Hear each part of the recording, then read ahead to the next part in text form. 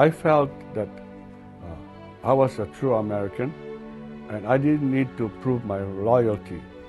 So I made an analogy like if a fowl walks like a duck, swims like a duck, quacks like a duck, I said it must be a duck. So I, as an American-born citizen, went to American school, educated as an American, and I hope I spoke like an American. So I said, I must be an American. But as 10,000 young boys from the islands volunteered to serve, I thought, well, rather than prove my loyalty, I'll show my patriotism. All my friends volunteered, you know. All the people that I played with, grew up with. They didn't come out and say, let's join, you know, it's something very personal, so they say, but I found out they'll join, so a day later, I went to volunteer. I thought I would be joining our hospital unit. They eventually went to the UK. I just took it for granted that I would be a part of that unit. And lo and behold, I get all these letters now telling me that there was that they were not accepting Japanese nurses. We already heard what the 100 Battalion was doing. And then they agreed to have another regiment instead of the battalion. So 442nd was formed in Hawaii. Then they wanted more if they could get it from the mainland.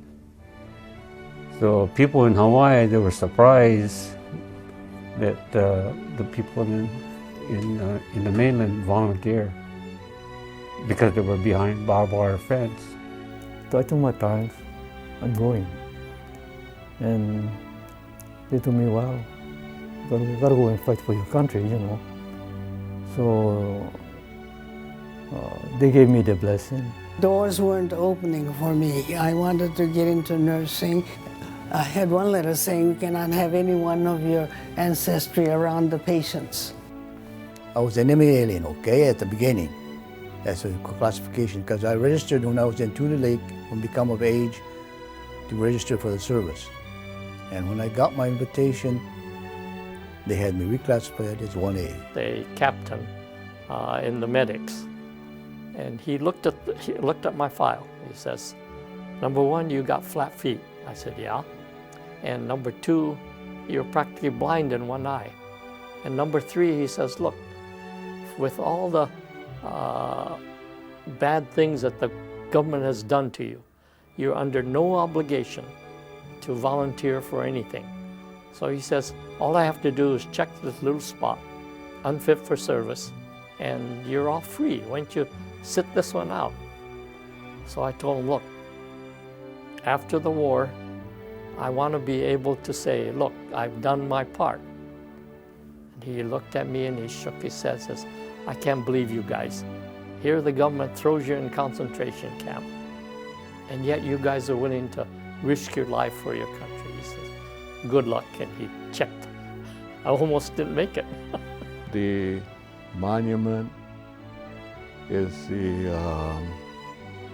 benchmark that all Asians can turn to and say, this is what we did, and we really do belong. And the stories that are left behind to reinforce the claim of being American, I think is very important.